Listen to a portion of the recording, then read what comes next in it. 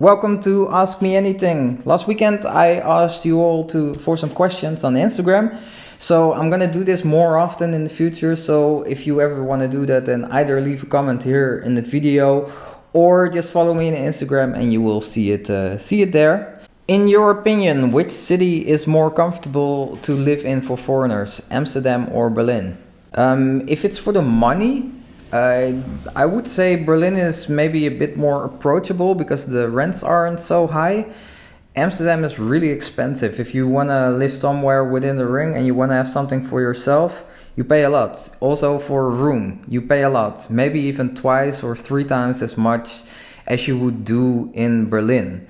So take that into account. If I would look at the international setting, it really depends on what kind of work you're gonna do. Also, what kind of person are you? Why are you going to a city? I have both lived in Amsterdam, I've both lived in Berlin.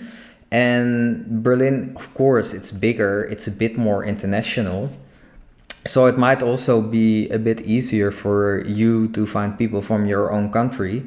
From my perspective, and this sort of goes along with the question, what inspired you to move to Berlin? Well, I moved to Berlin really because I wanted to have a different experience than the Netherlands. When I was doing an international study for my bachelor, I noticed it really that I like to meet different people from different cultures. So I can learn something, I can see different perspective on lives. I notice that for my brain, I get challenged. I get to learn new things. So that was basically my biggest reason. That didn't have that much to do with Berlin itself. I just knew it was really international. My brother lived there already in Berlin, so it was 1 + 1 = 2. For example, I did not do much research in Berlin, and the times that I was already in Berlin, I always felt pretty welcome there, and it was a nice experience for me. So then I just figured after my studies, like, hey, okay, time to go somewhere else. How long have you been in Berlin? Well, 4 years in total. Quite interesting. Yeah, the more sober that I got, it got a bit too busy for me. Maybe that was also due to the fact that I still have to take care of some things that I have inside of me. But yeah, 4 years. Will I ever come back? Maybe. I will definitely come back to visit from time to time. Will I go live there again? I cannot answer that currently. But maybe. Who knows? Do you believe in life after death? Well, you can also check this question a little bit more in depth out in my Do I Believe in God video. Yes, in a certain extent, I do believe in life after death. This has to do with the fact that I think we have our body, which is basically something we use temporarily, and that temporarily is of course pretty long. Hey, you! Could you do me a favor and subscribe, like and comment? Because this would help me out a great deal and I would be forever in your endeavors. Oh well. Thank you. But after that moment, our soul goes somewhere. I saw my dad passing away. That was a nice experience, I would say. Because when the moment he passed away, something left his body. It's even like they did some research to that. And if you weigh a body at the moment that someone is going to pass away, there's a few grams difference. So where does this all go to? That's a whole different question that I read some things about. Maybe we are all children of the sun, but who knows? But yeah, I definitely believe in life after death. Do you notice your dad is with you at times? Whew. If I look at all the experiences that I have with my dad, but also who I became as a person, yes, he is with me all the time. That's not something that I can deny, but it's not necessarily a feeling that I have like maybe spiritually he is somewhere with me. No, his My experiences with him are with me. I will never forget those.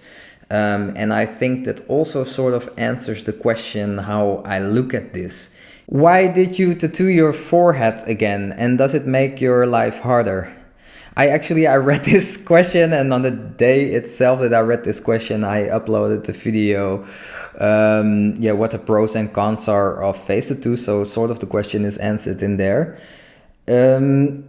I tattooed my forehead because I was interested in doing so, and I thought it would be pretty. Does it make my life harder? Not really. Like the people that I meet that are judgmental maybe, or have discussed a little bit of me having this, I can laugh about it. I just give them a smile and that's about it. In terms of a job, yeah, I'm not really looking for a office career. So I didn't have, my life didn't get harder. It might be different in your part of the world. So definitely if you ever think about doing so, or you want to get a certain kind of job, definitely think about it. Check out my video for the pros and cons about face tattoos as well. But for me, why did I do it? Well, I found it was pretty. I think it represents me as a person, and I like it. So yeah. What do your tattoos mean? Well, I have a lot of tattoos. Some don't mean shit. Some are just funny. I have like a too cute with a gravestone because people always thought I was too cute when I was younger. I'm not so cute. Well, I still look cute, but maybe I'm not so cute now anymore, now that I'm older. But yeah, I also have one here. This is one of my most meaningful.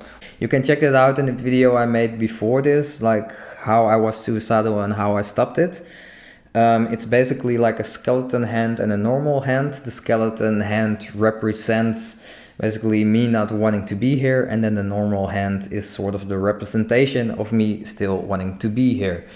I also got a Jesus tattoo. I got this one due to my dad's job because he was a deacon for the Roman Catholic Church. But yeah, I did it like this under my underarm, and he's looking up to me. That's also why I put it here, and that's why I'm also made him look up, because he's looking up to me. So I hope that gives you a little bit of insight on my tattoos. Again, if you ever have questions, just drop them down in the comment below. So I hope you liked the video, a little bit of insight. More to come, of course. And then there is nothing else to say than big hug, much love, and then I see you in the next one. Ciao, ciao.